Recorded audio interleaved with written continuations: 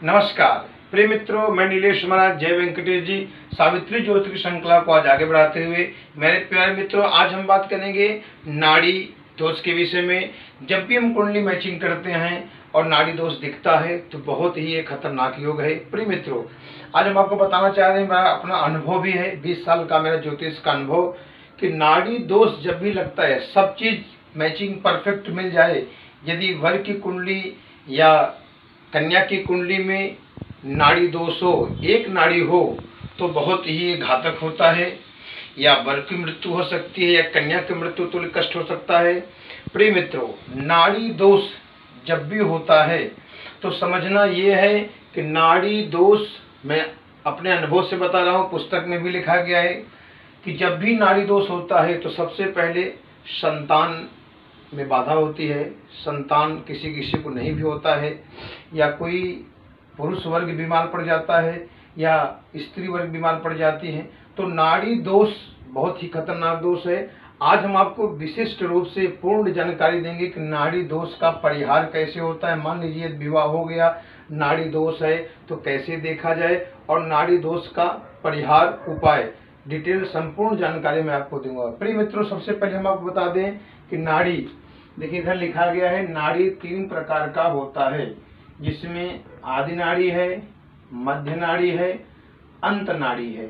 जब भी हम कुंडली मैचिंग करते हैं, मिलापन कराते हैं, जैसे मान लीजिए लड़के का आदि नाड़ी हो और कन्या का भी आधी नाड़ी हो तो दोष लगता है। मान लीजिए लड़के का मध्य नाड़ी हो और लड़की का भी मध्य नाड़ी हो तो ही दोष लगेगा।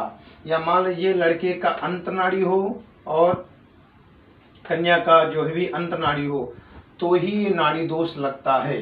अब देखना यह है, देखिए कूट जो बने, अगले वीडियो में बताया आपको, जब भी हम कुंडली मैचिंग करना प्रारंभ करें तो कूट को भी देखें, भकुट दोष तो नहीं है। मैंने अगले वीडियो में आपको भकुट दोष का पूरा जानकारी दिया है। देखिए इधर 8 कूट बताया गया है। वर्ण 1, वैश्य 2, तारा 3, योनि 4, ग्रह मैत्री 5, गण 6, भकुट 7, नाड़ी 8। ये टोटल जब भी हम कुंडली मैचिंग करते हैं टोटल गुण मिलता है 36 गुण। कुछ लोग मैचिंग जब करते हैं तो 18 से ऊपर, 18 से 25 हो तो थर्ड माना गया है, 25 से 30 हो तो सेकंड माना गया है, और 30 के ऊपर या 30 से 36 गुण के बीच मिलता है तो प्रथम स्थान विवाह का मैचिंग माना गया है। प्रिय मित्रों, अब देखना यह है कि नाड़ी दोष जब लगता है और कब नाड़ी दोष नहीं लगता, उसका परिहार मैं आपको इधर बताया हूं। परिहार में लिखा हूं, वर या कन्या की कुंडली में अगर दोनों की राशि एक है, ध्यान दें मित्रों, वर की या कन्या की कुंडली में दोनों का राशि एक है और नक्षत्र अलग अलग है तो नाड़ी दोष नहीं लगता। ये आपका प्रथम मैंने बताया कि वर का कन्या की कुंडली में या वर की कुंडली में दोनों की राशि एक हो और नक्षत्र अलग अलग हो तो नाड़ी दोष नहीं लगता। प्रिय मित्रों, अगर राशि एक है, नक्षत्र भी एक है, लेकिन चरण अलग अलग है तो भी नाड़ी दोष नहीं लगेगा। जैसे एग्जाम्पल, स्वाति नक्षत्र के प्रथम चरण में वर का लड़के का और स्वाति नक्षत्र के तृतीय चरण में कन्या का जन्म हुआ हो तो नाड़ी दोष परिहार होगा। प्रिय मित्रों, आगे बढ़ते हैं। अगर दोनों की नक्षत्र एक है और राशि अलग अलग है तो भी नाड़ी दोष नहीं लगेगा। अब यहाँ कुछ समझने की बात यह है कि यदि कर्क राशि हो, वृश्चिक राशि हो, मीन राशि हो, ये 3 राशि जो मैं बता रहा हूँ, कर्क राशि, वृश्चिक राशि, मीन राशि, इसमें विशेष नाड़ी दोष ध्यान देना है। यदि ये 3 नक्षत्रों में नाड़ी दोष लगता है तो समझ लीजिए कि जिनके साथ विवाह होगा या तो पुरुष वर्ग बीमार पड़ सकता है, या तो कन्या वर्ग बीमार पड़ सकती है, या संतान का योग नहीं बन सकता, स्वास्थ्य बिगड़ रहेगा।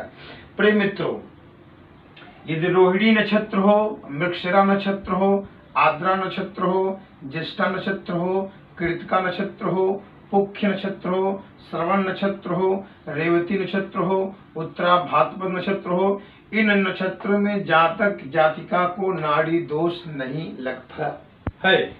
ये नक्षत्रों में नाड़ी दोष नहीं लगता है। प्रिय मित्रों, नाड़ी दोष, इससे कुछ विद्वान लोग कहते हैं कि नाड़ी सिर्फ ब्राह्मणों को देखा जाता है, तो ये गलत है। नाड़ी यदि विप्र जो लेखक कहते हैं सब लोग, हमारे संत महात्मा ऋषि, हम सब उनके ही संतान हैं, संतत हैं, तो उनमें दो भाव नहीं है।